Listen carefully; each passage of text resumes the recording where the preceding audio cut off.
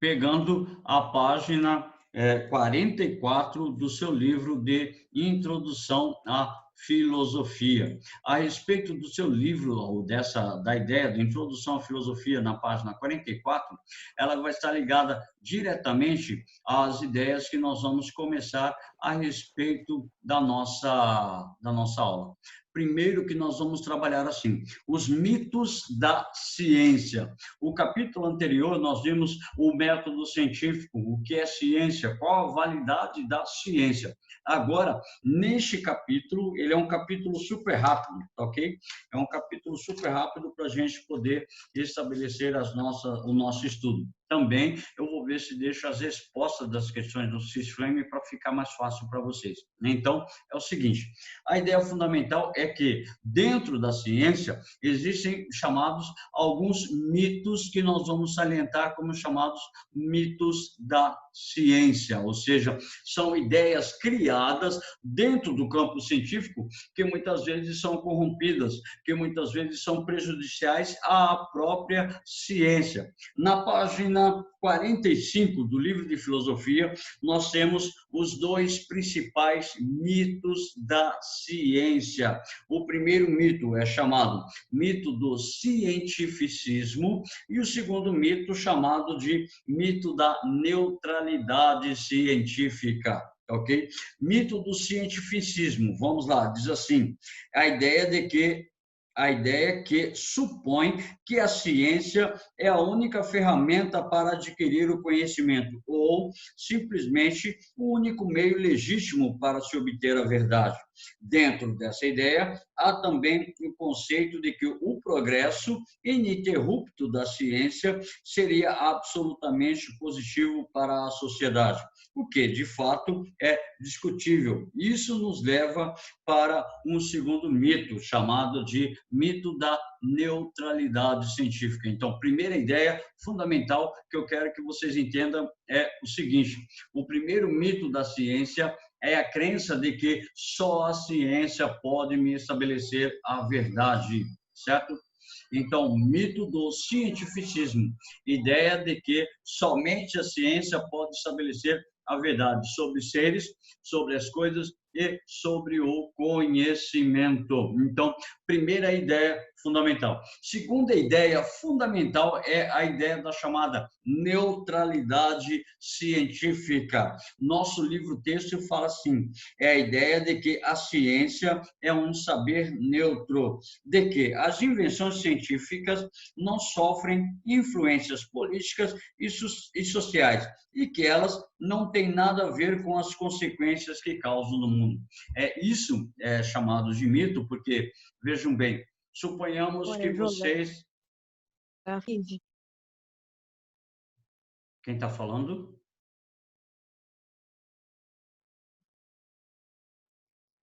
Suponhamos que, por exemplo, vocês sejam cientistas, todos vocês desenvolvem estudos a respeito da ciência e você descobre a cura para uma doença. Tá? Você descobriu a cura para uma doença e você não vai guardar essa cura só para você. Você vai divulgar essa cura para a sociedade, para a população, para os indivíduos. Então, você pode receber uma certa quantia em dinheiro pela patente dessa cura, você pode receber uma quantia em dinheiro em relação a um prêmio que você pode ganhar, como, por exemplo, o Prêmio Nobel. Então, toda invenção científica, ou toda ideia, toda pesquisa, ou todo conhecimento científico, ele não é neutro, ele tem consequências diretas na vida da sociedade. Então, quando você pressupõe que a ciência é neutra, a ciência ela não é neutra, ela tem influências diretamente em todas as suas relações e condições econômicas, condições políticas, condições sociais e diversas condições que existem dentro da sociedade. Então, para melhor dizer que a ciência ela exerce um papel papel muito grande dentro das decisões existentes dentro de uma cultura, dentro de uma sociedade. Então, para dizer que aliás, diz assim, o que queremos dizer com tudo isso?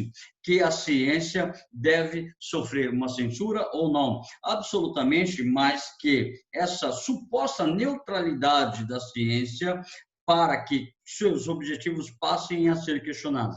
A ciência é uma das aliadas da verdade e tem o poder de acabar com os preconceitos e impulsionar a sociedade. Então, nosso próprio livro-texto, a página 45, vai falar que a ciência, ela não é neutra. Suponhamos que você seja um médico pesquisador, e você desenvolve, tá, uma pesquisa e descobre um medicamento capaz de curar o câncer. Você, obviamente, vai querer ganhar um dinheiro a respeito dessa sua pesquisa. Então, você vai divulgar o resultado da sua pesquisa na universidade. Você vai divulgar o resultado da sua pesquisa dentro da própria sociedade e, através disso, você vai desenvolver, tá, uma ideia fundamental a respeito da influência dessa sua descoberta dentro da sociedade. Na projeção, tá, eu tenho o site Obra de Filosofia, na verdade é um blog, tá, uma oficina de filosofia, onde trata os elementos a respeito do mito do cientificismo e algumas anotações. Diz assim: a verdade científica, a verdade da objetividade e a neutralidade da ciência. Essa é a base da nossa discussão para a nossa aula de hoje. Então, se formos avaliar o papel da ciência na história, seremos tentados a acreditar que o método científico seria uma das formas de conhecimento mais sucessivas que o homem já elaborou. Tá? Dentro da ideia, dentro da promoção de uma certeza absoluta ou de um grau máximo de certeza absoluta, o conhecimento científico funciona adequadamente como um elemento de formação do conhecimento. Tá? Só que ele não é a única fonte de conhecimento da verdade.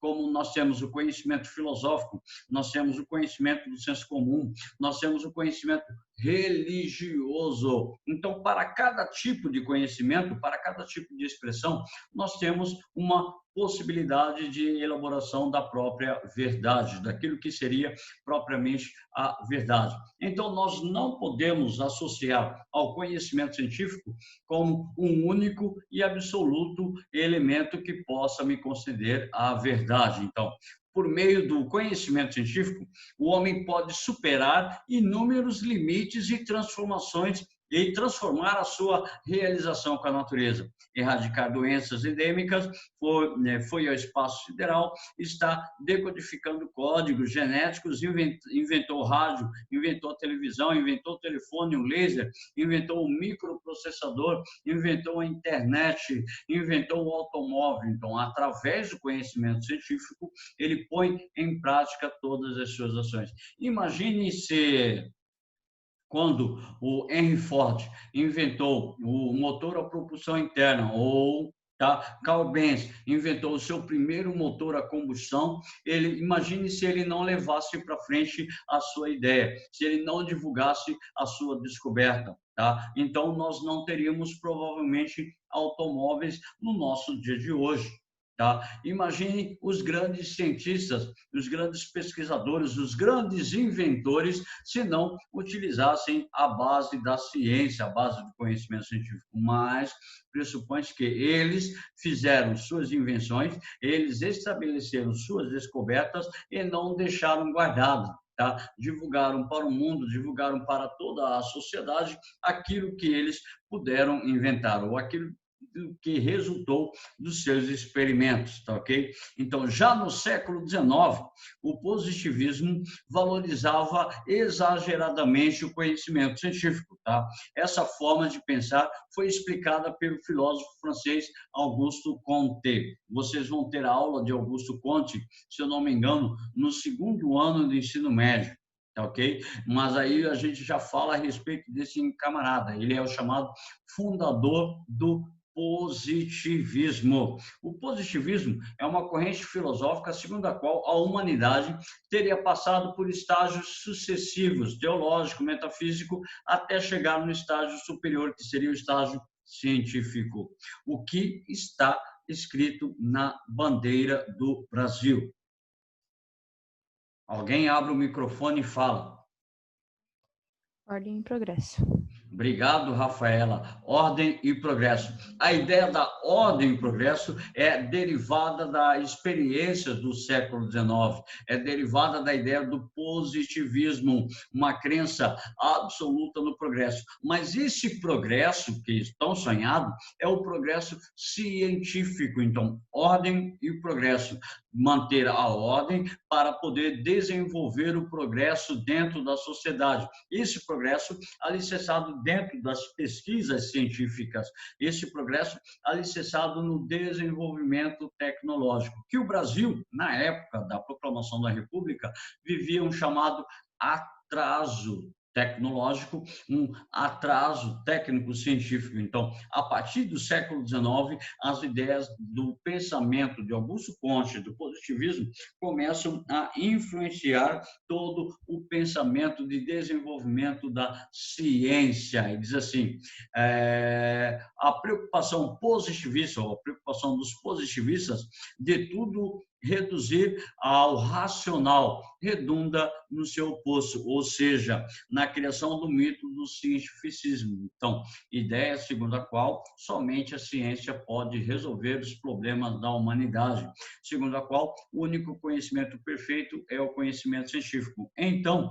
em que consiste tal mito? O que é esse mito do cientificismo? Seria uma crença de que a ciência possui poder ilimitado sobre as coisas e os homens, tá? Dando-lhes lugar, o lugar que muitos costumam dar às religiões, isto é, um conjunto doutrinário de verdades atemporais, absolutas e inquestionáveis. Então, para poder determinar o que é realmente o cientificismo nada mais é do que a ideia de que a ciência pode resolver todos os problemas da humanidade.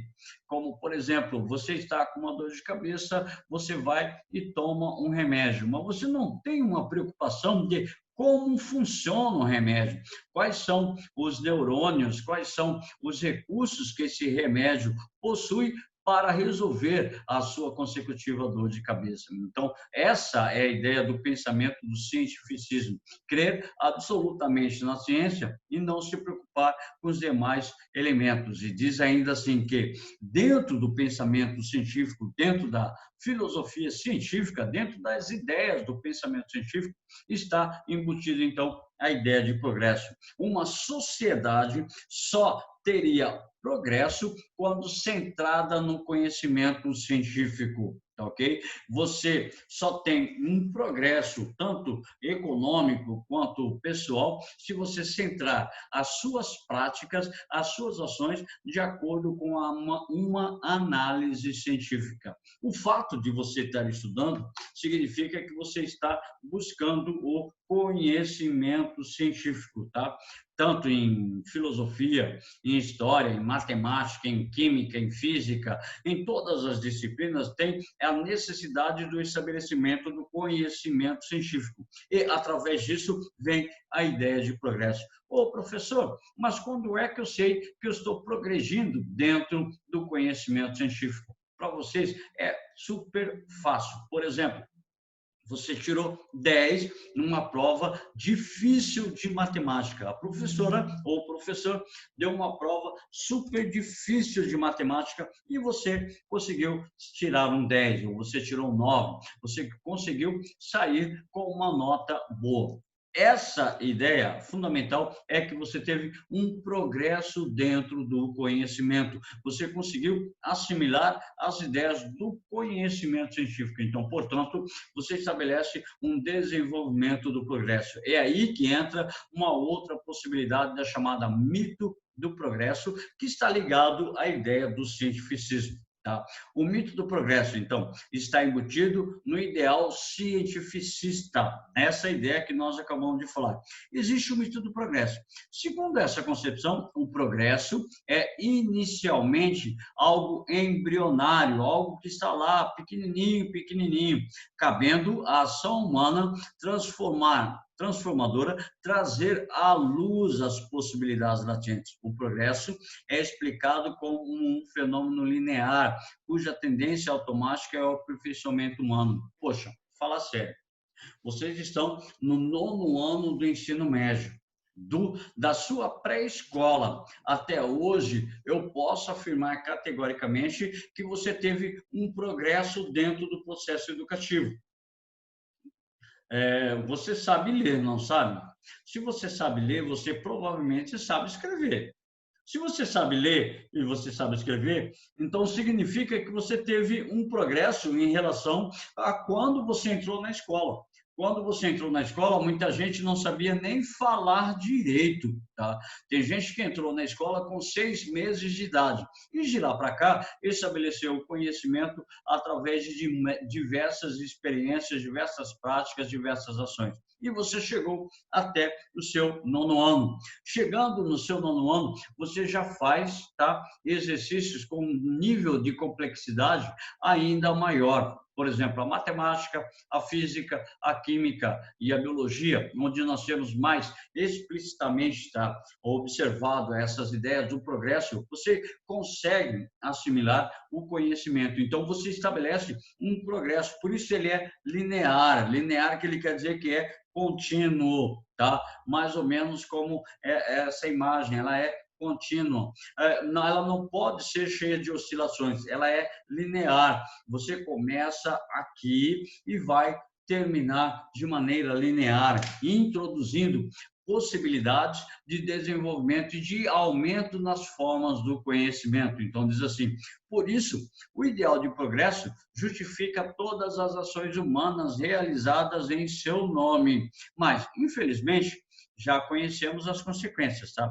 As fábricas poluem, a especulação imobiliária destrói, a opulência não expulsa a miséria, tá? O que são, de fato, os indicativos de regressão humana que nos leva a rever a noção de progresso. Ou seja, a ideia do progresso é assim, eu vou progredir, eu vou, por exemplo, chegar a ser um grande industrial. Eu tive um progresso, esse progresso econômico desenvolveu uma prática fundamental, mas para eu ter progresso econômico dentro da minha fábrica, dentro da minha indústria, eu preciso de matéria-prima, eu preciso de trabalhadores, eu preciso organizar um sistema de produção. E isso pressupõe, tá, uma ideia de exploração em relação aos outros indivíduos. Então, para que eu tenha o progresso, eu preciso explorar diversas situações. Se é numa indústria, se é numa fábrica, eu vou explorar os recursos naturais em busca de matéria-prima. Agora, por exemplo, no nosso caso, que estamos estudando, 9º ano de ensino médio, você explora a si mesmo. Agora, se você fica sentado, largado, jogado, tipo Eduardo Bofo, na cadeira dele nesse exato momento, você não tem nenhum processo de desenvolvimento, você não tem nenhum processo de desenvolvimento relacionado ao progresso humano. Portanto, você acaba ficando de maneira estabilizada e internamente sem processo de evolução. Só para a gente ver uma ideia a respeito dessa neutralidade da ciência. Outra ramificação importante do mito do cientificismo está na crença que a ciência constrói um saber neutro. Isto é, que as pesquisas não sofrem influências econômicas ou políticas e que os cientistas visam apenas ao conhecimento puro e desinteressado. Na verdade, não é propriamente assim. O cientista, ele visa, é claro, conhecimento puro, mas dentro desse conhecimento puro, o que eu posso estar ganhando economicamente? Ou, por exemplo, você está no meio de uma pesquisa, seja a pesquisa qual for, seja a ideia qual for, aí, de repente, o seu financiador corta o seu financiamento. Você vai ficar prejudicado economicamente em relação às suas pesquisas. Então, a ideia de que a ciência neutra é um mito. futuro, tá ok? Então, desse modo, não só a atividade científica estaria à margem das questões históricas, como não caberia ao cientista discutir o uso político das suas descobertas, que, na verdade, ocorre se eu descobrir uma cura, se eu descobrir um remédio, um medicamento que cura tal doença, eu devo publicar, eu devo estabelecer um maior conhecimento acerca da sociedade. Certo? Então, a nossa ideia fica assim, essa imagem da neutralidade científica também ela é ilusória. A maioria dos resultados científicos que usamos na nossa vida cotidiana teve como origem a investigação militares, estratégicas, competições econômicas entre grandes empresas tradicionais e competições políticas entre grandes estados. Ou seja, a ciência ela não é um estabelecimento de uma ideia propriamente neutra. Por isso, tudo aquilo que nós fazemos, tudo aquilo que nós descobrimos, tudo aquilo que nós estabelecemos como uma abordagem fundamental é de prática de comum uso da sociedade.